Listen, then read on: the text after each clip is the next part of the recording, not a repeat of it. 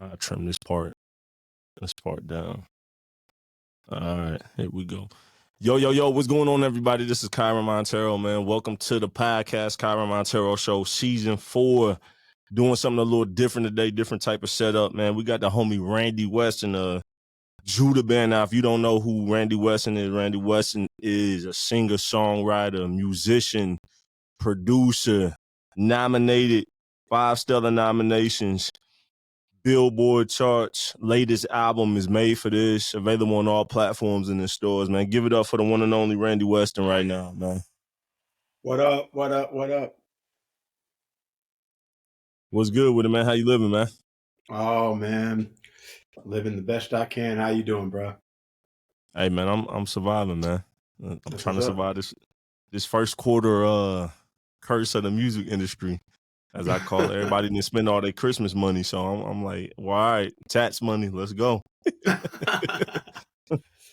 Time to get some of them tax dollars in the studio. But nah, man, I'm doing all right, man. How your family doing? Everybody's doing well, man. Everybody's doing well. Navigating That's good, man. an ever-changing world. When you got kids, it's always changing. You know how it goes. Man, we got one on the way, so I'm gonna be booking some consultations with you in about a year to get some other kind of advice. For those that don't know, Randy is a fellow Indiana native. He is in the city of Indianapolis, Indiana. Shout out to Indy, shout out to Naptown, man. Bro, let's start there. Can you talk about your upbringing, growing up in the church, growing up in Indy to where you got today? Because your story is, you got healed from cancer. You got a kind of like a crazy story, man. Yeah, that's quite a bit of turns and stuff like that. I'm a native. I came from North Carolina. Oh, I didn't know My that. mom. Yeah, so but I've been in Indy most of my life. I came as Okay. a young kid, but growing up in Indianapolis, man, I love this city. I love this city. I've had many opportunities to leave this city, and I haven't felt to leave the city, and I don't really find any. After traveling so much, and you travel extensively, man, this city, you still, no matter where you go, you still got to take you with you. So a lot of times people want to get out of places, but really the issue ain't the city. It's just you in that city. You know what I'm saying? People have done some spectacular things in cities that are not major cities or whatever. But, growing up here in the church, it's a huge church community here in Indianapolis. We have more churches than we have sinners. So it's a huge church city. It's a huge they call it the mother church of Pentecost. And growing up Pentecostal, you're in the epicenter of that. So that's kind of how I was brought up. And so my roots are definitely Pentecostal. I ain't got no problem with that.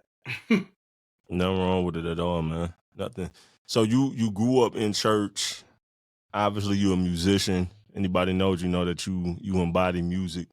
How did that start off? Church, man, church is a breeding ground for some of the greatest everythings. The greatest leaders, obviously greatest singers, musicians come out of church, I believe, just because, it's people, and it's a great training ground, the best training ground, free training ground. You know what I'm saying? Like, yep.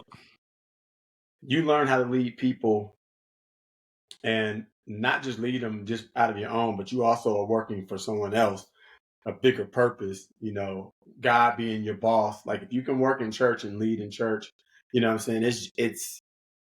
It's the greatest. I mean, to me, I feel like it trained me for the world, just being able to work and be in church. I think it's training for the world. Man, these children who are not forced to go to church, operate in church, or participate in the youth choir, whatever, they're not just missing out on those opportunities or connections to God, but they're really missing out on opportunities to really learn how to work, how to work with other people, how to lead other people, um, different things like that. And I feel like the church is, taught me everything that I really know, at least from a Yeah. foundational standpoint. And that's just not spiritually, man.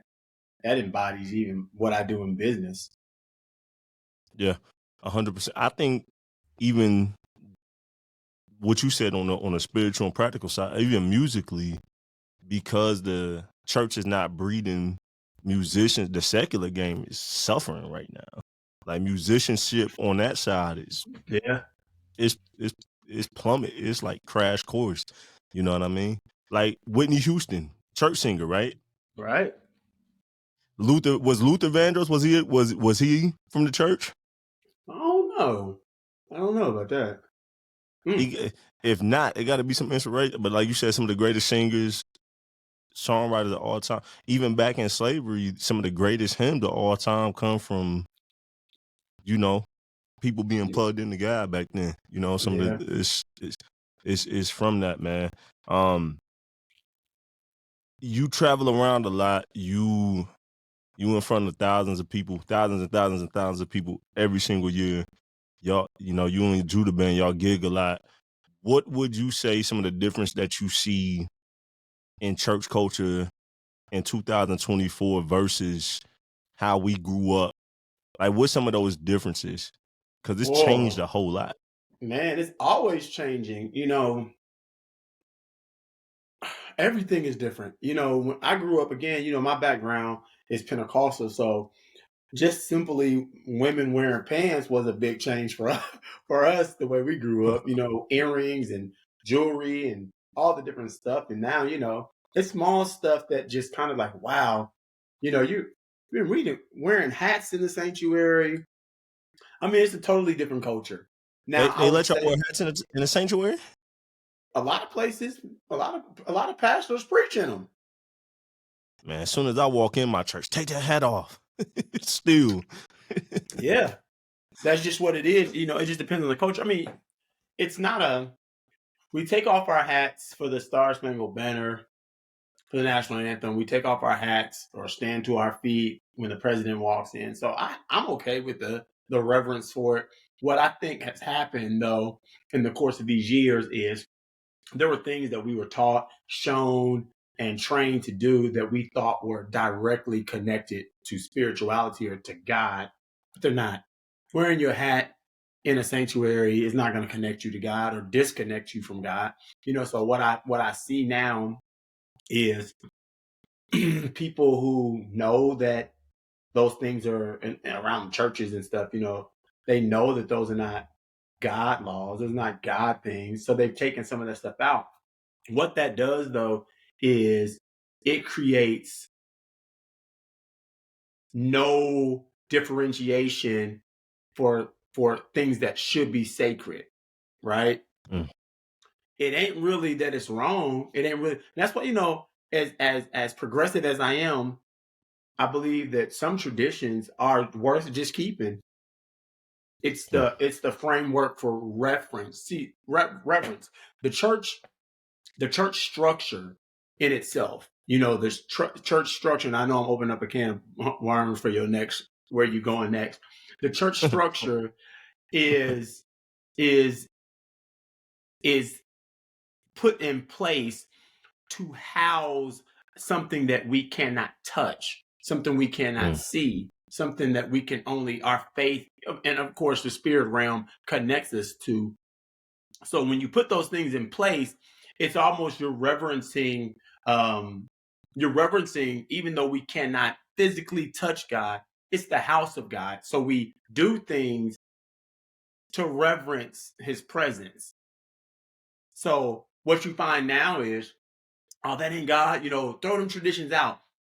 And I'm not saying they're wrong, but how do I turn my mind off when I'm in the house of God versus when I'm at anywhere else? There has to be a mental and a spiritual something sacred about when we approach God. You feel what I'm saying? yeah. Yeah. So So so you said something, okay, you just said something like crazy deep. You said that it's meant to house something that we can't touch? Go into that. I know what you mean, but for people that may not know what that means, because that's deep. Yeah, I mean, it's we don't have, there are religions that have physical gods, idols, statues, and different things like that. You know what I'm saying? The church is just the church building an institution, the building and the institution, which I'm separating the two, but it is our infrastructure, our framework, and religion. And people knock religion all the time, but religion is literally supposed to be the framework to house a deity. So religion is not bad. It's when the religion starts to overshadow God. You can't be so religious that these things, that's what Sadducees and Pharisees. It wasn't that they were wrong in regards to the reverence and the laws and the things that they know, but you're making those things bigger than the God that you're even, you know what I'm saying? That you're even, I remember back in the day, like I said, growing up apostolic, women didn't wear pants. I remember so many services and times where that was like the focus. I'm like, wow, we really spending all this time on how people look, how people dress, and I believe there's a space for reverence. Don't get me wrong, but it ends up being bigger than God in moments. Like, are we really that concerned? Does God care that much? Or does he care at all? So then you see him do away with all that. So now people come in anyway. One extreme to another. But that's what happens when you preach your own motives, you preach your own agendas, you preach your own opinions, then you go another way, and then it just creates just all kinds of disruption and confusion. Because I know now, people be like, wait, aren't you apostolic? Why your sister got on pants? Well, for a long time, we thought that was salvation. So any woman that had on pants, you just wasn't saved. Because saved people don't wear that. So think about the blood on our hands. People who had pure hearts and even had the Holy Spirit living inside and dwelling in them, who we pushed away because they didn't look like what we call saved. So I digress, but I think I've seen y'all in this last year. I can recall seeing y'all at least 3 times in concert, and I heard you talk about how you had to essentially check your motives and make sure that your ministry and why you was doing what you do was for the right reason. And you talked about getting out of God's way, and you was like, in less than a year, things started to move for you more than they did in like a decade. So like, even with that, it seemed like you kind of had prioritized relationship over, I don't know, career, ministry goals or whatever. Like dive into that, because that taps into what we gonna be talking about as well, like a real relationship with God versus stuff, I guess. Yeah, bro. So when it comes to the things of God, I want to differentiate, because I know this doesn't happen. This is not for every genre of music. You know what I'm saying? This is not for, if I'm doing pop music, I'm probably not like, I'm probably like, yes, I love God, I believe in God, but I'm not carrying the message of God. So for me as a Christian gospel artist, I'm carrying the message of God, which makes me a disciple of Jesus. It makes me a disciple of God. And so my number one agenda has to always be the glory of God, the things of God, the praise of God, the worship of God. You see what I'm saying? And so anytime in what I do, anything else gets ahead of, you imagine doing a whole record, and you put out this record and you're doing all this, and you're doing it in Jesus' name, doing it for God, but he was nowhere in the midst of it. He had nothing to do with it. You didn't pray for nothing. None of the songs were inspired by him. None of the songs he breathed on. It was just all you, your talent, because you want a number one or you want to, you know, when you get off into that, he'll give you, talent will take you some places. Talent will take you some places, but it won't keep you, and at the end of the day, you'll still have to look back and say, I've got a number one on billboards. But what fulfillment do I have? Do I feel like I've really blessed people? Because you can buy that. You can buy a billboard topper. So for me, I can't. It's the gospel of Jesus. And so at some point in my career, my career's ambitions and goals got in the way of just like the message and the mission and the assignment. And guess what happened? I was disappointed so many times.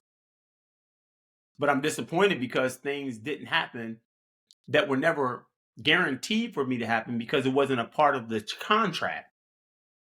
My contract with God never said, I'm going to give you this, and that, or I'm going to do this.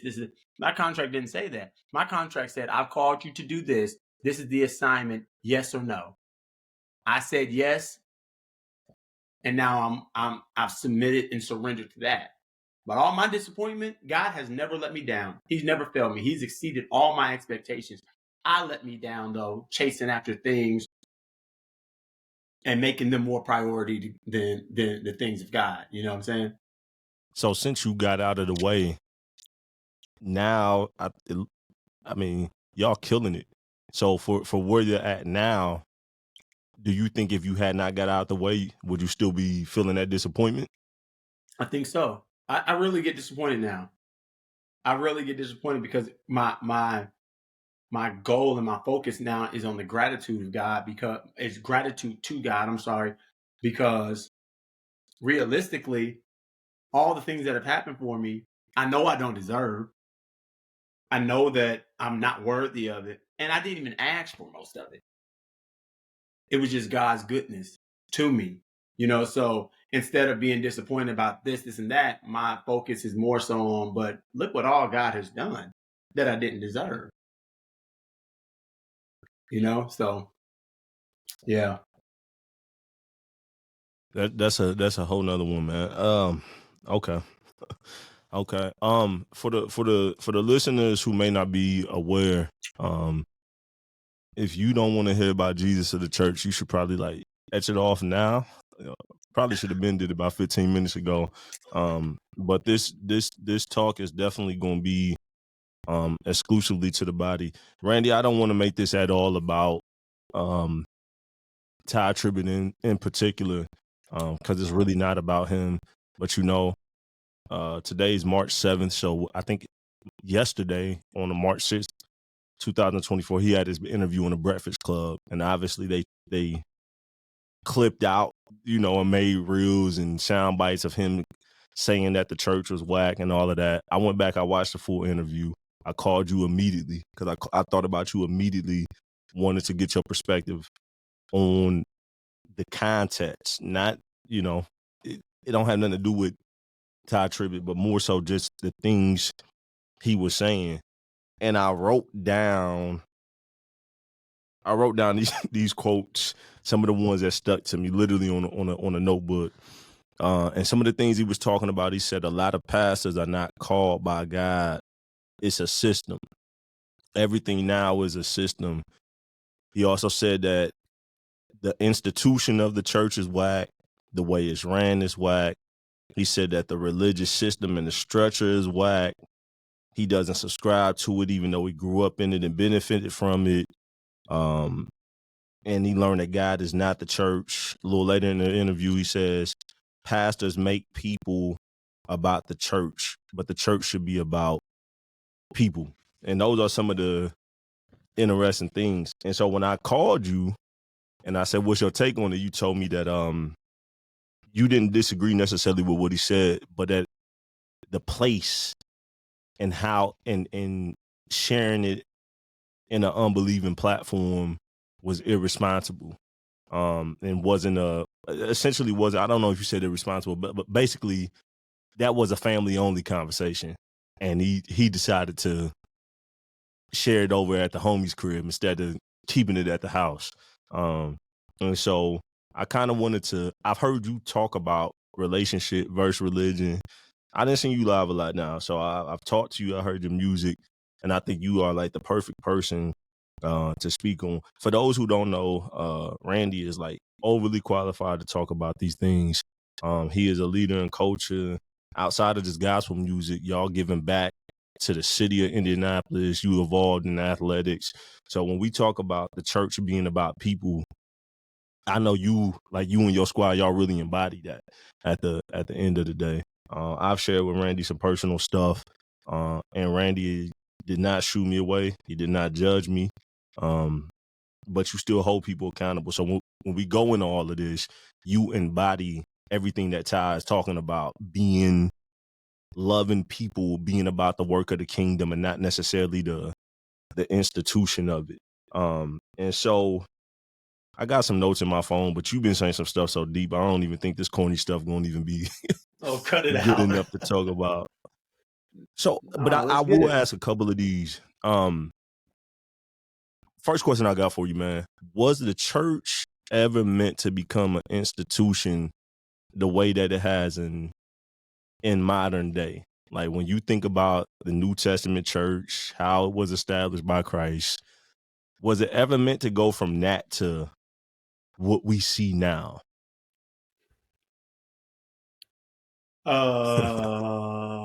I think it was inevitable.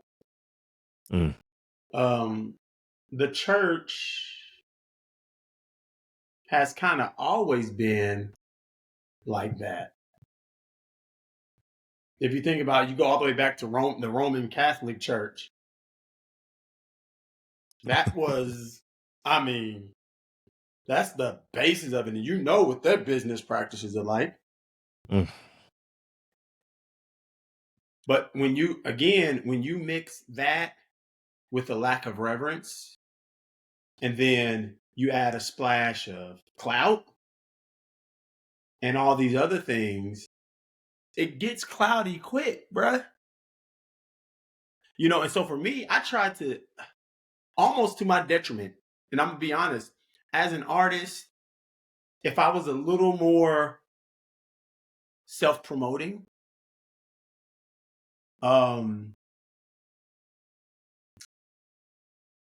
I'll probably be a lot further along as it pertains to my career.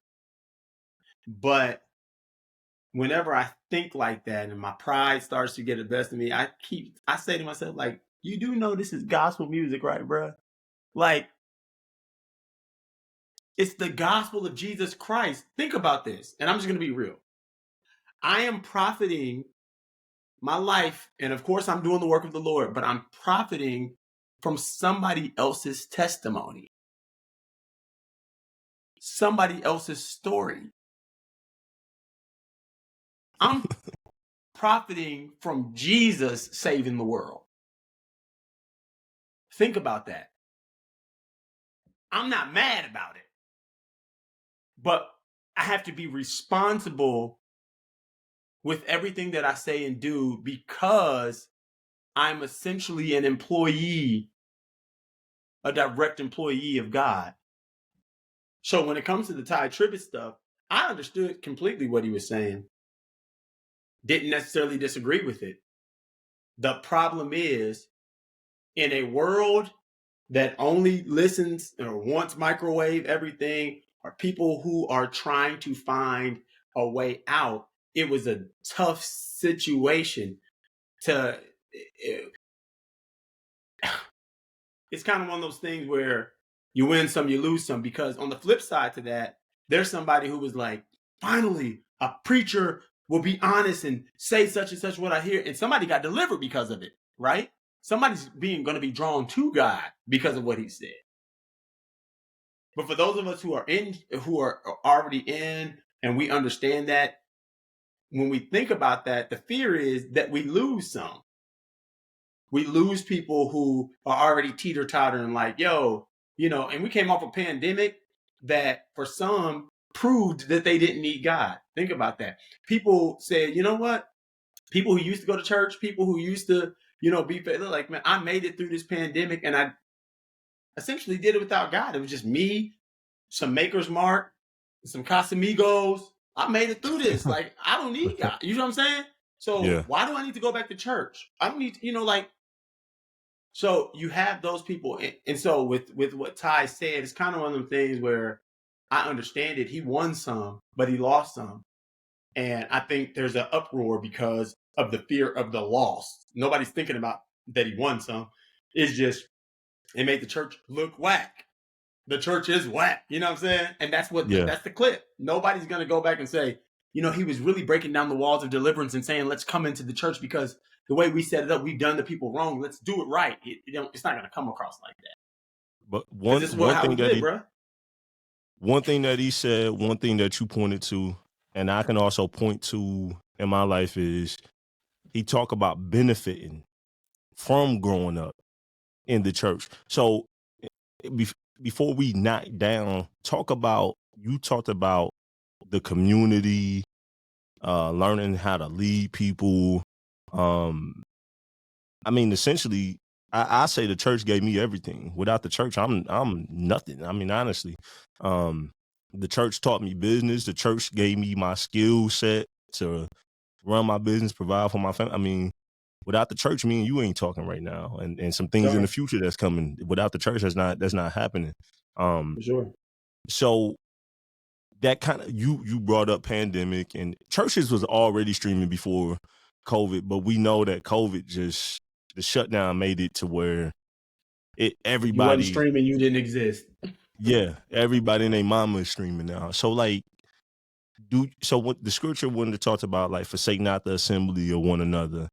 A lot of people talk about going back to the Hebrew text. Hebrew is New Testament, right? Greek is the Old Testament. Hebrew is New Testament, right? Preach. Okay. So like I heard Lecrae talking about this, and he was talking about how that scripture is taken out of context. He was talking about this on his podcast, and he was talking about how in the Hebrew it talks about make sure that you're in like constant fellowship with fellow believers. It doesn't necessarily mean the agenda of pushing people to church on Sunday. So, but we've stated that there is benefit of being plugged into a local body. So for those that want to sit at home and just stream TD Jakes or whoever their favorite pastor may be, do you think that, like, is that cool? Is that the new wave, or is that detrimental?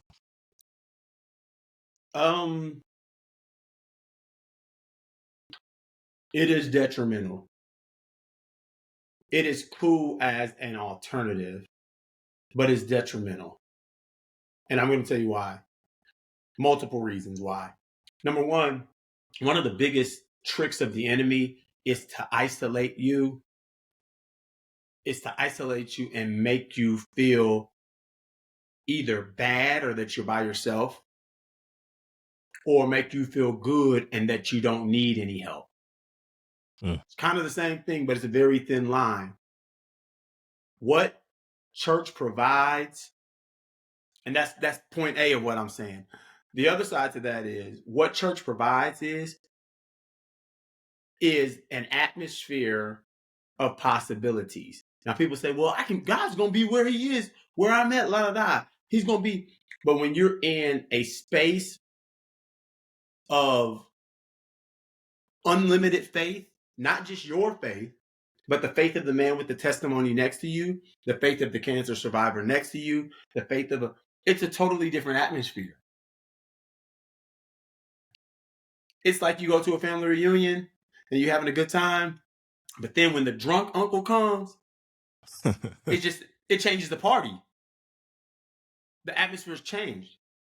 Then when your auntie that got the bad attitude show up, it changes the atmosphere. So the overall tone changes because of that. When we come, that's why I go back to the reverence. When we come into church, we should be our purest and truest forms, because a lot of what I do in ministry, a lot of my praise, a lot of my worship, a lot of things that I do has nothing to do with just me and my gratitude. I also realize that I am releasing my praise and my worship to God is releasing atmosphere for people around me to benefit who are not strong. So while I think online church was the greatest thing to ever happen, I think it was great because the Bible talks about the word getting to places unknown all the way across the earth. It will reach the ends of the earth, and it did that just like that. I think to gain strength, and not just to gain strength to be poured into a church, you need to be able to outpour into other people. And I think church provides that. There's an atmosphere that you get at church when you're there amongst believers that you just cannot get over the computer. You may feel it for yourself. Like, oh, I felt the anointing through the computer. I get that. But in the room, there are some things that you need that I believe only happen when you're around other believers and they're creating the atmosphere for things to come to you and come to your life and descend, Okay, prime example. You got delivered from cancer. You wrote a song called For My Good. Will you talk about, like, that's a prime example of you being plugged into God and being plugged in the body. Can you talk about that? Yeah, like I was going through cancer. I was going through that, and I got tired of being at home while I was healing, so I ended up going to church. And I wasn't supposed to be there. I limped in, and God sung the song For My Good while I was there because of the atmosphere that I was in. I went to the bathroom while I was at church, recorded a voice memo. Next thing you know, it's being sung in everybody's church all over the world. But it's because I needed to get into the space. My faith needed to be charged. I needed to be around the praises of God's people. You know what I'm saying? Certain things just don't happen. If I don't go to church, that song doesn't exist. If that song doesn't exist, there are no billboards, there are no record companies, none of that stuff happens. So, yeah. Let's talk about, not to make this racially, but this just, we had one conversation, we was talking about things in the Black community and you said something that was crazy. But when you go back to, I heard a white preacher say this. He said during slavery that African American culture was the most Christ-centered culture in the country because we had our ancestors had no choice but to cling to God. That's all we had. So now we everything isn't perfect, but it's not there anymore. We see the Black church be powerful during the civil rights movement, which I think is the greatest stint of the Black church in American history. We were crazy impactful. To now, we done got some record deals, some NBA contracts, some movie contracts, little houses, little Gucci slippers and all of that. And it seems like we kind of we forget where we came from. Do you ever see us turning back to God in that point?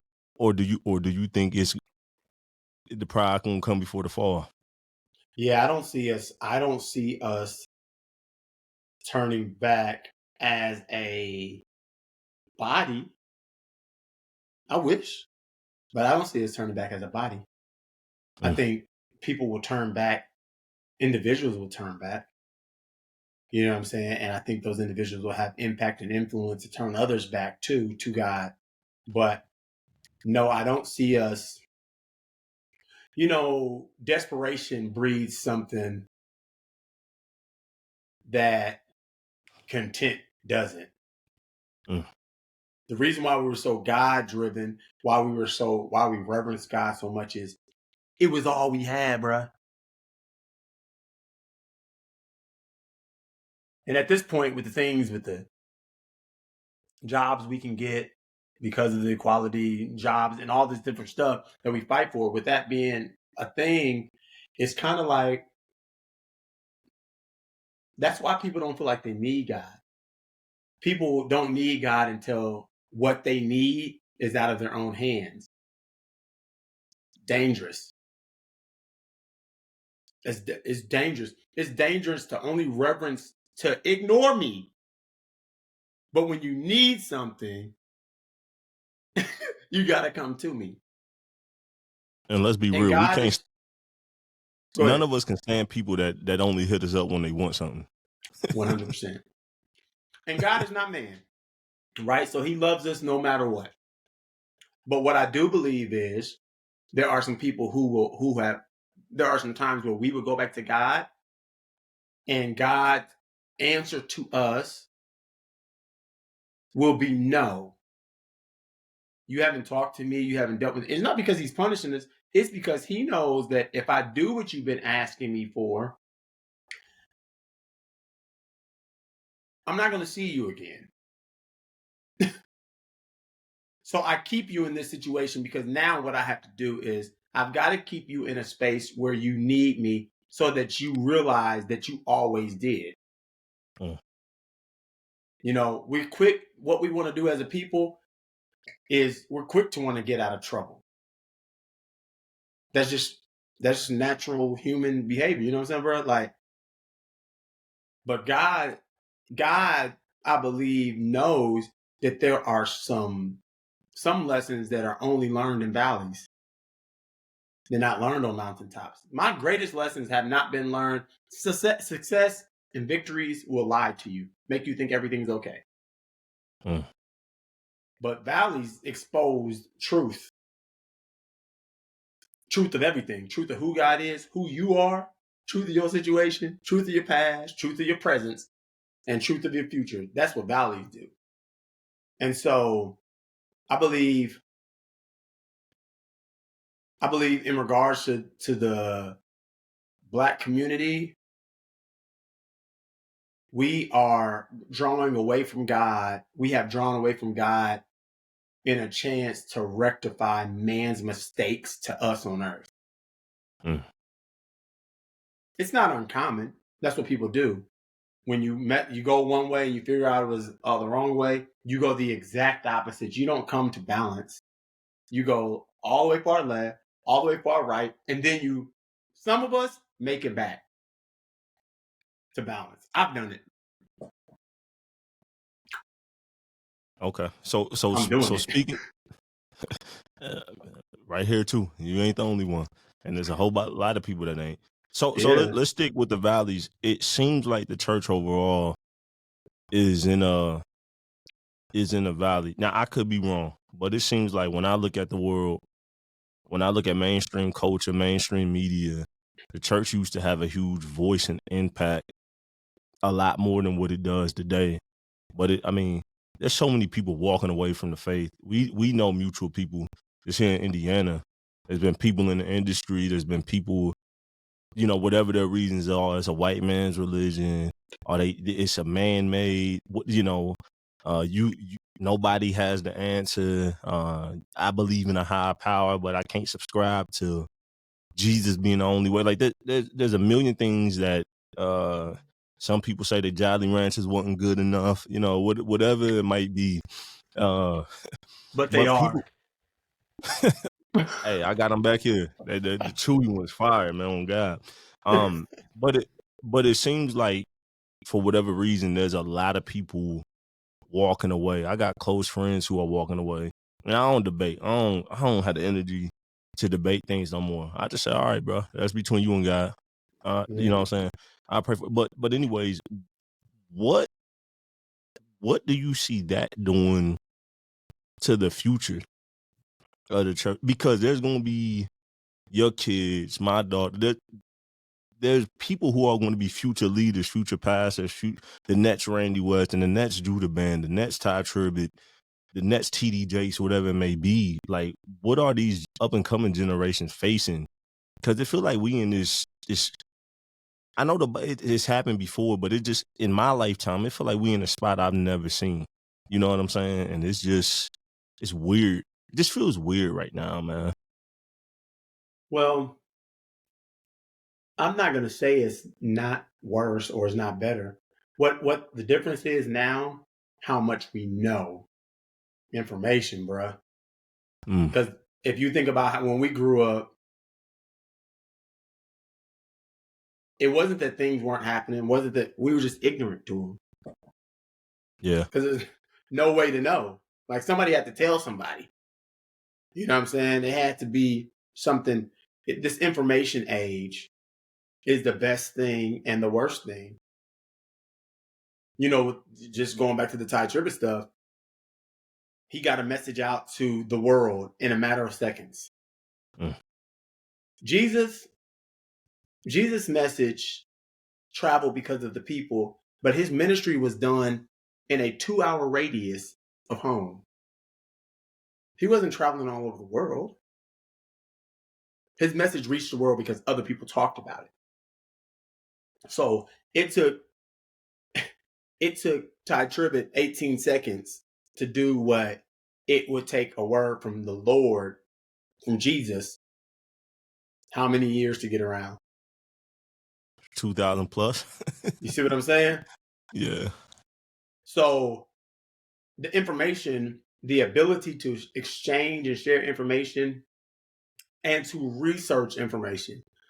Bruh, if we could have Googled when we were kids growing up in church, we would have had no faith in the pastor. Because we'd have been like, nah, because this says that, no. People do it now. You preaching, fact checking you immediately. I was in a service one time, not too long ago, and a preacher was preaching, and somebody looked up whatever subject line he was talking about, whatever the subject was, online, and discovered that he was just preaching something that was already online, verbatim. Started sending it around the sanctuary. And people in the sanctuary were quoting the scripture, quoting the message with him verbatim while he's saying it, like mocking, like laughing. Ooh. Yo, did he catch on to it? Not until I told him afterwards. Whoa. Whoa. So the church, I don't think, is in as bad condition as it looks. I think that the church is in a great spot, but I think that it looks as bad as it ever looked. And that's only because information is shared so easily. Pastors didn't start having scandals yesterday. Bruh, they was having scandals in the 30s. One of our most prominent gospel artists, his father was a bishop in an apostolic organization who was married to somebody else, had a baby with this lady, and sent them away. Never had nothing to do with his son, who's one of the best gospel artists ever in the world. This was back in the 50s, 60s. So these scandals are not new. I get that the scandals are not new, but because of the information, it just seems that people are just throwing the baby out with the bathwater. At least I just see so many people turning away. More, like I said, I'm 33. I ain't never seen it at this pace. Maybe because of social media, I can see, but with information, it just seems like we want to know everything, and if we don't have an answer to something, then we can't accept it as truth. But I just think it's things that on this side we never going to know. Just and you gotta accept that at the end of the day. This is a faith thing, bruh. This is a faith thing, and that's one thing I never try to force people to believe.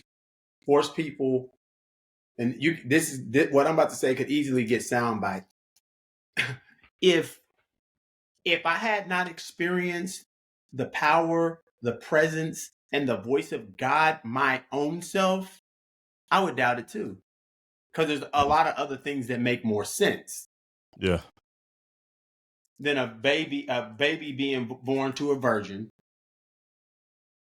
There's a lot of things that make more sense. I understand why people are faithless. A woman coming out of a rib, all that, you know what I'm saying?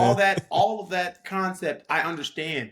You would have to experience the presence, and that's what we need to do, right? That's why us testifying, why testimonies of God's greatness and his goodness are essential. The Bible says they were overcome by the blood of the Lamb and the word of the testimony. When you tell the truth, people can't escape it. Even if they want to fight it, you can't escape the truth. The truth has a way of of grabbing you no matter what. No matter what you do. When it's the word of God, the truth of God, when you speak the truth of God, the worst person, all they can do is try to fight it. But the truth is the truth. It makes you free, even if you want to be bound. Mm. And so that's why we've got to tell of God's goodness. That's why we've got to not beat people over the head with God, beat people over the head with the goodness of God. Not try to make them ascribe to how we think. When you experience the presence of God, the presence of God and the love of God for yourself, nobody will ever have to beat you into submission. That was never our job. I'll tell you this, I won't go into it, but I was almost 10 years ago, March of 2014, I was facing 10 years in prison for a situation, and the judge could have sneezed the wrong way and could have did whatever he wanted to. And by the grace of God, that sentencing was able to be carried out in some other ways. And when, after that sentencing trial, when one of the directors of house arrest looked at me, he said, I've never seen this. He was like, I don't know if you believe in God or not, but you should. You know what I'm saying? Because you should be sent away right now. You shouldn't be walking out of here hugging your family and stuff. They should be crying. You should be out of here. And so I'm not gonna lie to you. Even on my last album, Broken, that came out, I wrote a song called Cry Tears. And it's funny because that song features somebody that just recently walked away from the faith. That's an Indianapolis native, and I won't go into that. But in like between 2016 and 2019, especially, man, I struggled with a lot of with the faith. I was like in my own way deconstructing it. I didn't know that that's what I was doing, but looking back, that's what I was doing, because I had family in my ear, bro. Well, you can't prove this, and I'm fighting this. I'm fighting my own demons, and like I had to pray like, yo, God, if you real, like you gotta like help me get through this, because I was struggling, bro. I was like this close of walking away, because like logically stuff didn't make sense, and the only thing that I couldn't deny is like God working in my life, and then just coming to grips with we ain't never gonna figure this stuff out. And I'm not about to drive myself crazy trying to answer questions that's heavens above my pay grade. Just not. You know what I'm saying? The presence of God, though, bro. The presence of God, the voice of God, when you know his voice, when you hear God, when you're in constant communication, like my prayer, the way I pray, it's not a get down. It's a continual communication with God. Sometimes I kneel down to reverence, but most of my prayer life is just, it'd be weird, bro. I'd be in the car, be like, well, God, it's been me and you all day. You've been taking me all day long. It's a constant communication with God. And when he speaks back, how do you deny that? How do we deny the voice of God once you know his voice? And that's what we've got to get people. We've got to get people to create the relationship with God to where they hear their voice, that they cannot be altered or moved by the voice of another.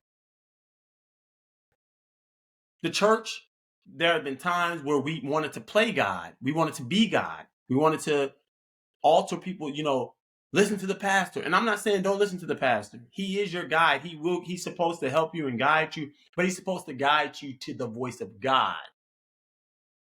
Guide you to the presence of God so that he can fix what he can fix. Man, we're just messengers. We can't fix it. Only God can do it.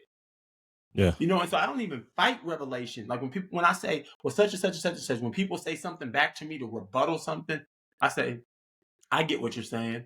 The reality of it is Christ has to be revealed to you. You can't be saved unless you believe. It starts in your heart. It's a matter of believing. Some people were born Christians, but they're not really Christians because they don't really believe. They don't know what else to do. So, to those who are walking away, I have to say, have you actually had a real encounter with God? Because if you have, even if you walk away from the things that he asks for you to do because you just don't have the strength. I don't have the strength to keep up your statutes, God. Like I can't keep up with what you're requiring of me. I get that. But to walk away from God as if he is not, that just means you never had an encounter with him. Because when you have, you can't deny it.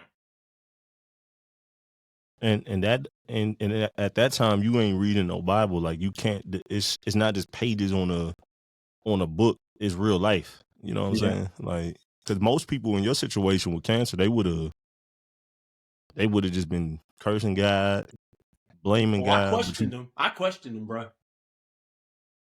I questioned him for sure. But you didn't stay there though. No, I didn't stay there because what I could not deny, even in my questioning, even in my putting him on trial, what I could not deny is I felt the Holy Ghost work in me. I felt God's presence. I felt him. So, like, what do I do then? How do I deny that? And that's what we have to give people, the experience of that, not everything else. So Ty was talking about also in the interview. He was talking about how handcuffing people can cause rebellion, and that he's about freedom. And I don't know 100% what he meant by that, but it sounded like he was addressing maybe church hurt. There's a lot of people be real. They really walking away from church hurt. There was this Christian rapper, I won't name his name, ex-Christian rapper. He walked away from the faith, started naming all of these reasons why he was becoming agnostic and doing all of this stuff.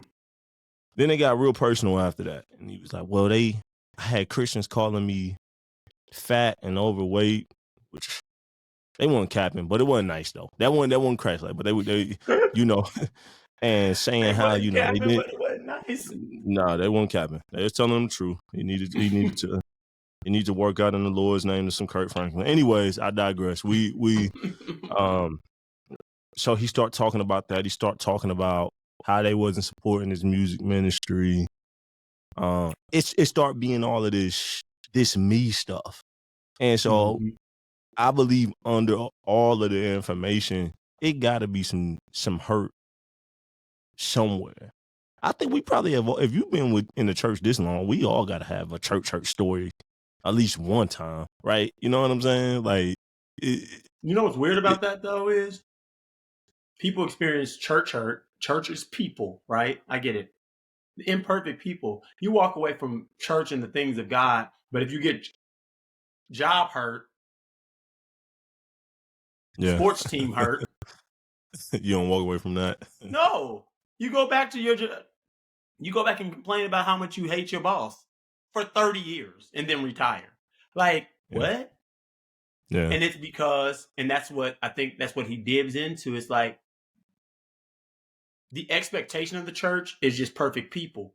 And that's what we created. Instead, the church was supposed to be, again, a hospital. What hospital do you know houses well people? None. There's no point. If everybody here, if nobody's sick, what's the point? But the fact of the matter is, until we are no longer here, everybody is still sick. Yeah. We're being saved. So the expectation of the church has to, and we created that narrative to the world. That's why when we make a mistake, the effects and the weight on it is 100 times more. But what we should have been preaching is, we're no better than the next man. The only thing that we do is we know the difference between me and the next person who did the same thing that I did is that I know that the only reason why I'm still here is because of the grace of God. That's all we should be telling them. No, we're not different. We're not different. The difference is I know that for me to come back from my own mistakes, my own whatever, that I'm going to need a God. You just don't think that. But instead we created this, here we are, and here y'all are. So when we make the same mistakes, our fall is way further down and harder than the people down here. Like, well, I was never saved in the first place. So yeah, I heard a preacher say it's only I heard a preacher say it's only two different kind of sinners. The ones that saved and ones that ain't. But it's all still sinners at the end of the 100%. We need the end of the grace of day. God. We Yeah, can't be saved without it. 100%. Now going back to when I was talking to you about like how the church looks now, you got house churches, you got people streaming, you got people that just kind of stay plugged in with fellowship, even though the institution and the structure of the church may not be perfect because we aren't. Tell people like the importance of still being plugged in, because people don't even realize that the spiritual covering that comes from a pastor and having that, it ain't just physical. There's still a spiritual hierarchy that's a benefit. So like dive into some of that, man. Because especially growing up, you already in it. Man, no, you got it, man. I know you, but no, seriously though, that covering of being under a real leader, like people don't realize that benefit. You know why people feel like they don't need them? Because all it takes is one person to mess up, or even your own pastor to mess up, and now you can justify everything. It goes back to that concept. But the truth of the matter is, God speaks to people in different ways, in different tiers. There are people like, in God's eyes, he loves us all the same. But there are different levels to our experiences and our revelation of God. That's just the truth of the matter. Yeah. If you're sitting under a pastor who doesn't reveal God to you in any kind of way more than what you get from your own revelation, own Bible study at home, maybe you've outgrown his span of revelation or his span of, being able to lead you. But I think that everybody needs to be directed and led. Yep. Everybody. I mean, I'm 40 years old and I still look to my parents for leadership and guidance. That's just what it is.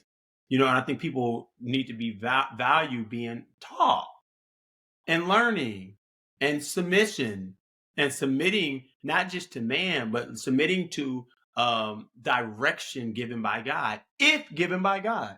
Now, we're not talking about the abuse of power. We're not talking about the jacked up agendas and motives and all scandals and Puff Daddy. We're not talking about none of that. You know what I'm saying? Because that's crazy though. Because with the people like, bro, they're like throw out everything with the church because of one thing, but when it comes to anything else, they don't say let's throw out all of R&B because R. Kelly did what R. Kelly did. Nah.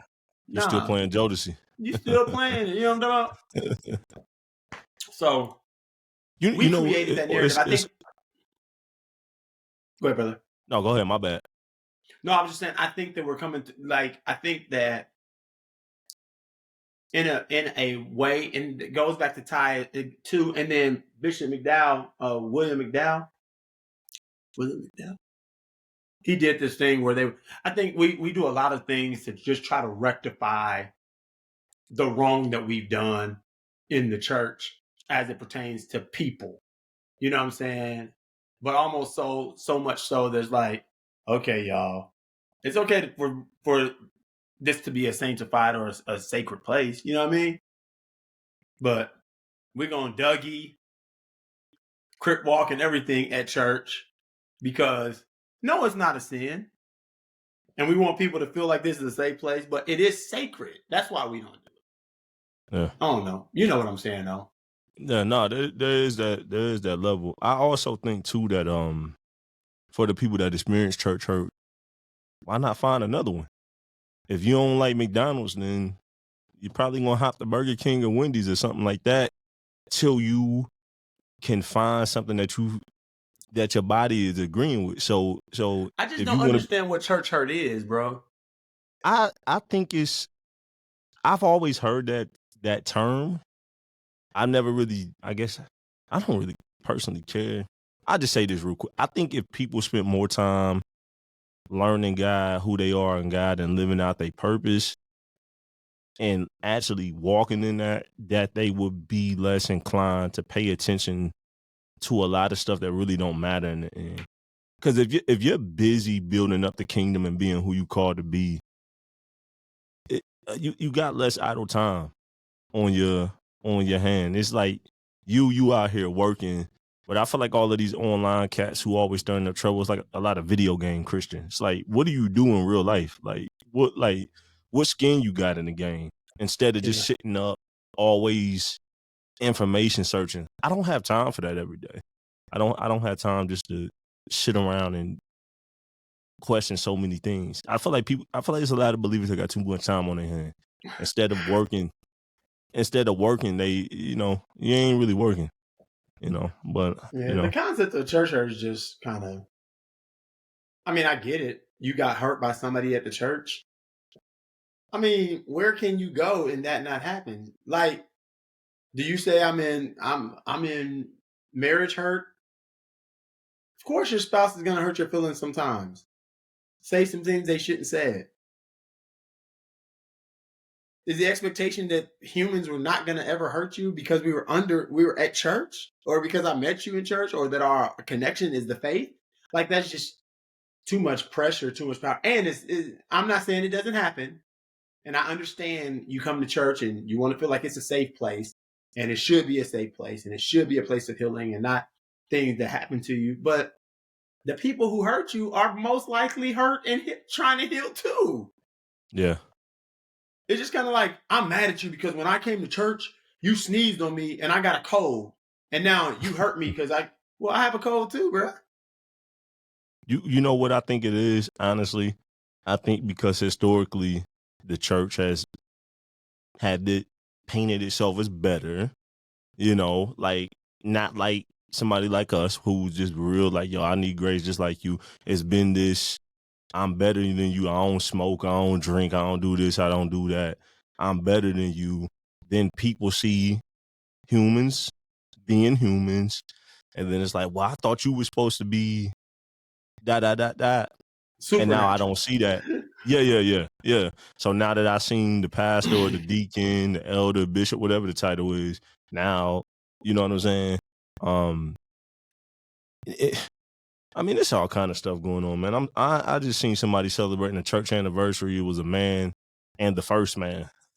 I mean, it's so odd. And this dude used to be married to a woman when I rapped at their church like years ago in North Carolina. I was like, oh, okay. But we knew then something. But I mind my business though. You know what I'm saying? Like, yeah, I knew that was a front. We ain't dipping into that on here. But all I'm saying is though is like everybody. My pastor always say, don't go to nobody else's front porch trying to sweep theirs off and yours is dirty. Go clean off your own porch. And so I think a lot of people got dirty porches and trying to compare dust piles when we all should just get the broom and start cleaning our own porches. Then the whole neighborhood would be clean. But instead, you got them few people that's good. But you got them people that, because certain people got dirty porches, well, I'm about to lead the neighborhood, so they neighborhood hot, and their neighborhood got dirty porches in them. Yeah. So what you gonna do? Move to Pluto? You know what I'm saying? Like, exactly. Yeah. Yeah, man. So I want to hop on him and I want to rap with you because it just, after we talked on the phone this morning, I thought that was good content. Most of the time, I'm always late to this stuff because I don't really hang out on social media much. But Facebook was going crazy. Was it? All of this. My timeline was from different. I didn't see it. I don't get on Facebook, so. I was in the studio exporting some files and I had some time.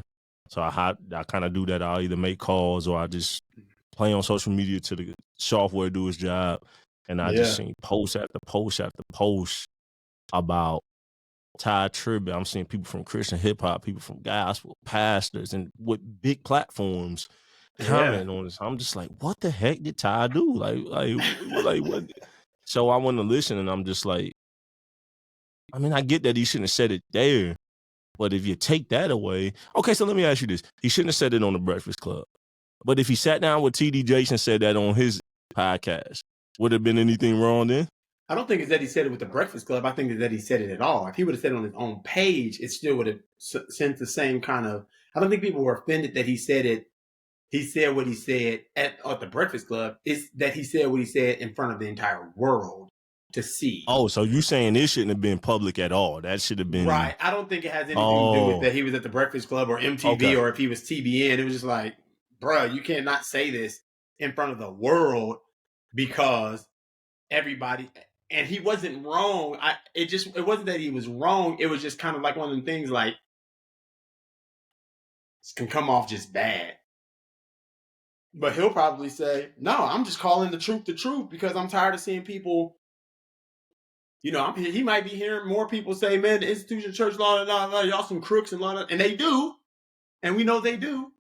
I've had my own buddies who are not saved be like, bruh, when I get done doing whatever I'm doing, I'm starting a church. Like, that's the biggest hustle in the world. Like, I've heard people say it. Yeah. But that goes back to everything we've been talking about there is a business side of it. There's no way around it. There's absolutely no way around it. The business of Jesus the gospel. had a treasure though. I mean, 100%. they dealt with money. Yeah. But what was never more important, never more potent, never more upfront than Jesus was everything else. Jesus was always the center of everything. Yeah. Always. You know, he had everything he needed with him and his crew. Warriors, accountants, fishermen. So he had food, everything he needed was met, you know what I'm saying, within his crew. Doctor, all of that. Yeah. You know what I'm saying? Yeah. So business has always been taken care of. You always have to do that. I mean, even Jesus went in regards to his ministry, before he fed anybody his doctrine or fed them the gospel or his message, he just met them at their needs first. You know what I'm saying? So it's not the human side of the church has always been very potent. It's always been it was the center of Jesus' ministries. How can I help? Most of the miracles he performed, you know, he's at a wedding. Yep. They ran out of wine. He provided more wine. I don't really understand. You know what I'm saying? Like, yeah.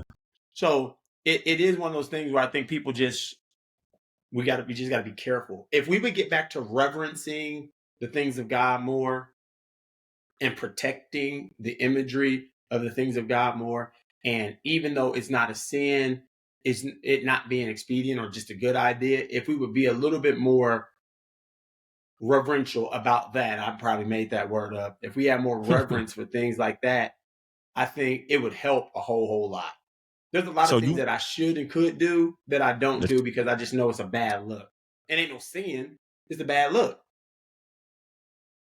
So you went live on IG not long ago and you was talking about being integral and doing things out of integrity. I don't think that just applies to gospel artists. I think that just applies to believers, period.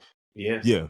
So if the body is more integral, do you think that helps what you're talking about, that imagery of holiness and, you know, the Great Commission and all of that? Yeah, I think so. Like, you know, we created a almost impossible narrative for ourselves. Mm. We have no room for grace, and it's because we refuse to give grace. Mm. It's the place of grace. It is literally grace while we're saved, but we're the most graceless people. So when we mess up, the same grace that we did not give the world, they don't turn around and give us that same grace. Matter of fact, they crucify us instead. And it's because the one thing that we could give them, the one thing that's not even ours to try to monopolize on, is not our grace. Like, I heard somebody tell me, like, nah, they just done it so many times, it's too much. Like, no, I'm not giving them no more grace. I said, it's not your grace to give. It's the grace of God that we extend. It's God's grace. Like, they don't need your grace.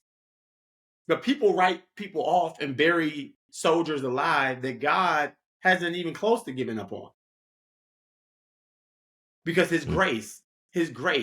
But see, we need it, but we don't like to give it. I'm going to bury you while you're still breathing. Crazy. And it's always I found growing up in church, not just church but life period, the most critical, judgmental people turn out to be some of the worst grace needed people that on the planet. You know what I'm saying? It's been, I remember homies who was judging me like, oh man, you fornicating, you doing this, you doing that. And then like 10 years later, they was like, bro, I can't even cap. I was addicted to pills. I was doing this. I'm like, bro, y'all niggas just talking about me with like, now you want to apologize. You know what I'm saying? So it's like we all need that, man. Listen, on the light note, talk about what's next, man. Judah Band, y'all, you know, y'all always touring, y'all always doing things. I don't know what you can and can't talk about, you know. I'm talking about everything. So we're working on a EP right now, and that's getting ready to release in the next month. Called The Testimony Service. And it's an EP that's actually the soundtrack of a documentary that we're shooting about testimony service and the importance of spreading the gospel of Jesus, you know, and testifying, telling what God has done. So it's a EP that's the soundtrack. That's a soundtrack to the testimony service documentary. That's one project. Of course, we're going to tour that project, and then we have another project coming at the end of the year, another EP called For Sunday that that we're getting ready that we're working on, and we're going to release that and tour that as well. So, got a book coming out this year that's called 10 Things Y'all Forgot to Tell Me About My Gift, and I'm sharing in there just 10 major things that if y'all had told me before I got in this, I would have been a little bit better. One chapter is y'all didn't tell me that my enemies look just like my friends. So I won't get all in that, so people got to buy the book. But you know, boy, he talking about that Judas situation. Y'all didn't tell me. So yeah, that's fine, man. I didn't even know that. I didn't know that you was releasing a book. That's 10 things. Yeah, that's dope. That's dope. Salute to that, man. Hey, bro. Also, you not only release your own music, but you wrote, produced for people like Vashawn Mitchell, other people. How? Let me ask you this. How? Talk about. See, you always your conversations always open up other pockets. Have you ever been in a situation where you wrote somebody a hit that maybe blew up bigger than maybe your own, and maybe have you ever had to like check yourself? Has that ever happened? One, and have you ever had to check yourself like, dang, how I write this song for you and then this end up being this, and I got these I got albums full of these kind of records and doing. That's always interesting to me for people who write for other people, if that's ever, especially in gospel, you know what I mean, that's ever happened. It goes, I mean, not really. I've never felt any kind of way.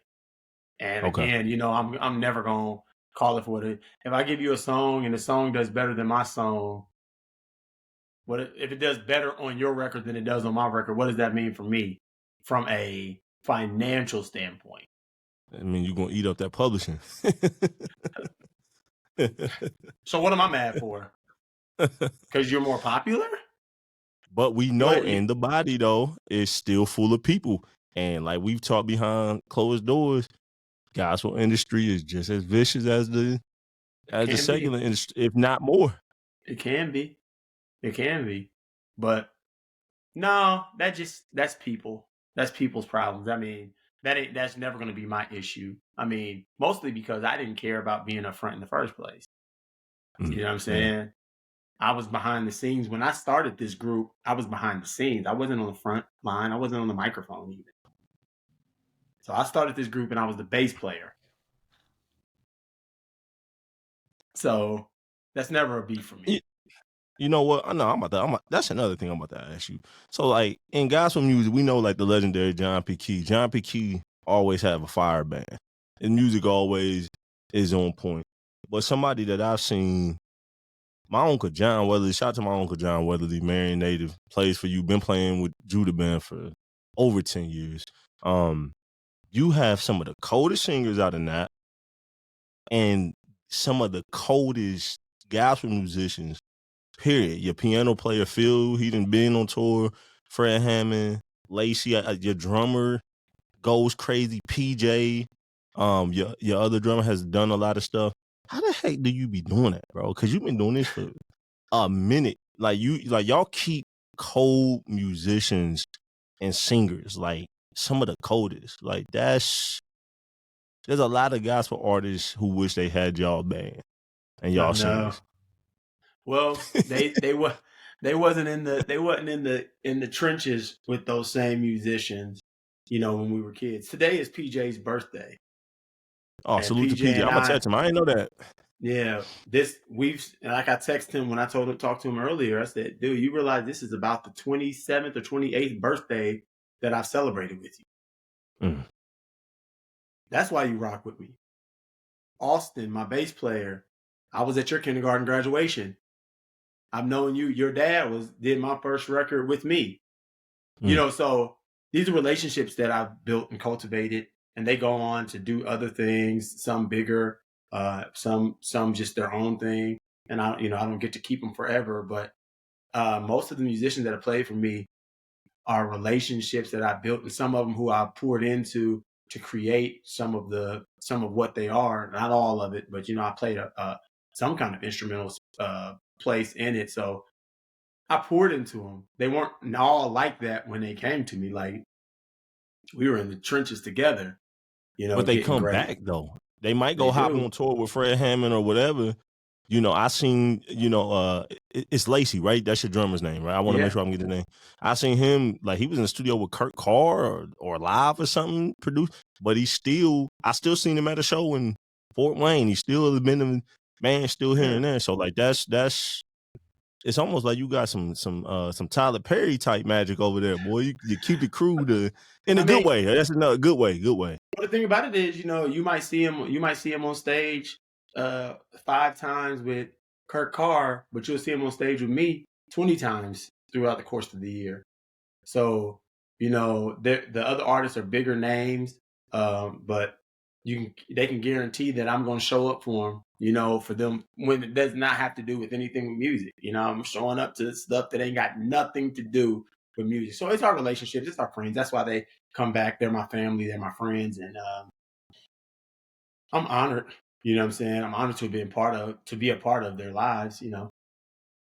Yeah, one thing I can say about that I could tell about the energy of y'all is family oriented, and Yeah. you ain't letting nobody just and then everybody can't just come and ride the wave. Like y'all are close knit, and that's one thing It's really close. But that loyalty though, like I mean that's great because I mean if you just look at employment all around the country post COVID, people can't keep people at jobs and everybody want to do their own thing. So the fact that you can keep people under the Judah band banner is like super dope, man. Well, man, I appreciate you, man. We gotta give Randy another round of applause, man, because I definitely appreciate you, man. Where can they find y'all at if they want to book y'all, follow y'all, listen to music? Like where can they find you and Judah band at? Our music is on all digital platforms, of course, on YouTube as well. You can follow me on Instagram, Judah_band. You can follow me on Facebook, Judah Band Music. It's not hard to find. Just Randy Weston and Judah Band. I got 2 requests. I need to buy some Made for This CDs because I didn't get them in South Bend from you. So I need 2-3 copies of them. Done, man. And then I need a Made for This on vinyl. I just start getting into vinyl, man. I need that on vinyl, dog. That would be fire. I'm gonna let you print that up. I'm gonna send you the masters. You print it up and get me one too. Limited edition, go online like some limited edition. That man, I wish more gospel artists would be on vinyl because like I started in hip hop, so I went back. Like Jay-Z, I ain't gonna lie, one of my favorite artists. So I got like Blueprint, Black Album, getting some of that stuff. And my uncle is who got me in the vinyl because I went over his crib one time and he had this amazing vinyl setup. He should have been an engineer. The dude's ears is crazy. He should have either been an engineer or he should be a speaker manufacturer because the dude got some I bring him in the studio and let him criticize frequencies because his hearing is just crazy. But he had an original Isley Brothers vinyl, and he had like a BMW system. And I closed my eyes, man. I thought I was in a live room with him. Like, it was amazing, just how realistic all of the instrumentation sound. And I just wonder how much gospel music could have that type of vibe on vinyl. So I don't know. dope. Maybe you should revolutionize. Some limited. I'm doing that. I'm doing that limited edition vinyls for the testimony service. I am doing that.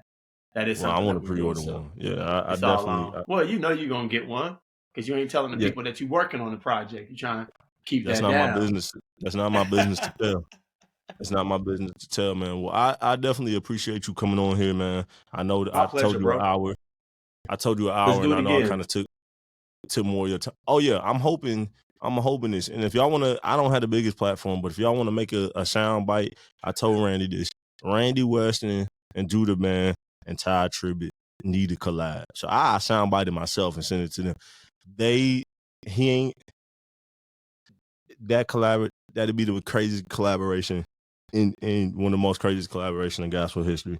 And if it happened, I just want to be here to say it on the record. So that being said, man, Randy, we appreciate you coming out, man. Hopping on here. Thank you, brother. This is my first time doing it like this, and this is actually dope. This is fun, man. But yo, let's do it again, man. I definitely appreciate you.